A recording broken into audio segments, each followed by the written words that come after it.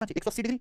Straight line मतलब कितना होना चाहिए 180 डिग्री। तो अगर ये थीटा है तो ये कितना बचेगा 180 डिग्री माइनस थीटा। तो देखो ये आमने सामने के एंगल बराबर आ रहे हैं, ये थीटा 180 माइनस थीटा, ये 180 माइनस थीटा, ये क्या कहलाते हैं वर्टिकल अपोजिट एंगल, हिंदी में शीर्षाभिमुख कोण। ठीक बच्चों, तो जब दो लाइन एक दूसरे को काटती है तो उनके द्वारा बने विपरीत कोणों को शीर्षाभिमुख कोण कहते हैं। ये लाइन एबीसीडी एक दूसरे को बिंदु ऊपर काट रही है, तो आमने सामने बने दो कोण वर्टिकल अपोजिट एंगल कहलाते हैं और इनकी वैल्यू हमेशा आपस में बराबर होते हैं, इक्वल होते हैं। सबको समझ में आया वर्टिकल अपोजिट एंगल शीर्षाभिमुख कोण? मुझे लगता है सबको समझ में आया है। आगे चलते हैं, अगला कॉन्सेप्ट आपके सामने। ठीक है बच्चे, चलिए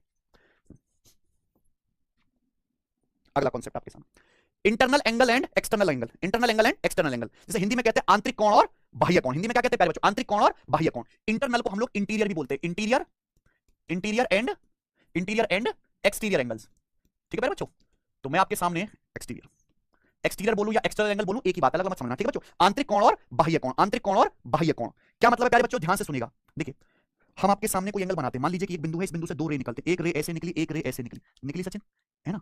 ये मान लीजिए पॉइंट ओ है, यहां से दो रे का उद्गम हुआ, एक रे निकली ओ और दूसरी निकली ओ बी, तो इनके बीच में ये जो एंगल बन रहा है ये एंगल है इंटीरियर एंगल। ये एंगल क्या है? Interior angle. क्या है प्यारे बच्चों? ये इंटीरियर एंगल।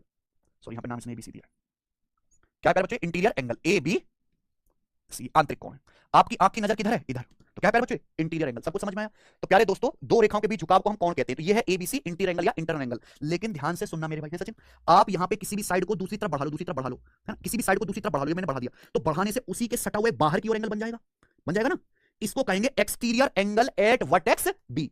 वर्टेक्स बी पर एक्सटीरियर एंगल। समझे बच्चों? अब आप ध्यान से सुनना मेरे भाई, मेरी बात ध्यान से सुनना। ये एंगल जो बी बन रहा है, ये जो एंगल एबीसी बना है, कौन से शीर्ष पर बनना है? कौन से कोने पर बनना है? बी पर। कौन से कोने पर बनना है? बी पर बनना है ना बच्चों? तो अब इसे पढ़ेंगे interior angle at vertex B, शीर्ष बी पर बना आंतरिक कोण। अब प्यारे बच्चों, प्यारे स्टूडेंट हैं सचिन, आप किसी भी एक साइड को ये बाहर की तरफ बढ़ा लीजिए, मैंने बाहर की तरफ बढ़ा लीजिए प्यारे बच्चों, बढ़ा लिया, ये डी तक मैंने बढ़ा लिया, तो ये इसी वर्टेक्स बी पर बाहर की ओर एंगल बनेगा। क्या हो जाएगा? ये एक्सटीरियर एंगल। अगर ये थीटा है तो इसकी वैल्यू क्या आएगी? 180 डिग्री माइनस थीटा। यानी कि हर एंगल से सटा हुआ बाहर की ओर अगर आप खींचोगे तो क्या बन जाता है? उस एंगल का एक्सटीरियर बन जाता है, जैसा कि आपको यहां पे दिख रहा है। तो ये एंगल थीटा इंटीरियर है, तो ये उसका 180 डिग्री माइनस थीटा क्या है?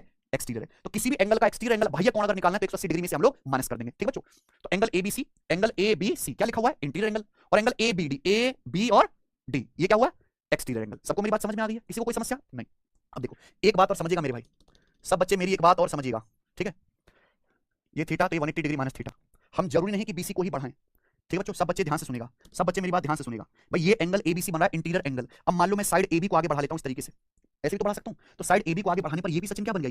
ये भी एक्सटीरियर एंगल बन गया ना, वर्टेक्स बी पर एक्सटीरियर एंगल बन गया। तो अगर ये थीटा तो इसकी वैल्यू क्या होगी? 180 डिग्री माइनस थीटा, को क्या है? सीधी लाइन। तो प्यारे दोस्तों, चाहे आप पीछे की तरफ ये सीबी को बढ़ा लो या एबी को बढ़ा लो, एक्सटीरियर एंगल सेम ही बनेगा, बराबर ही बनेगा, किसी को भी बढ़ा सकते हो। समझ में प्यारे बच्चों? तो ये है इंटीरियर और एक्सटीरियर एंगल का कॉन्सेप्ट। तो हर कोण से बाहर की ओर सटा हुआ एक एक्सटीरियर एंगल जरूर होता है। ठीक है जी, आगे चलते हैं। अगला कॉन्सेप्ट आपके सामने आएगा प्यारे बच्चे, angle bisector. Angle bisector Hindi में लिख लेंगे सब बच्चे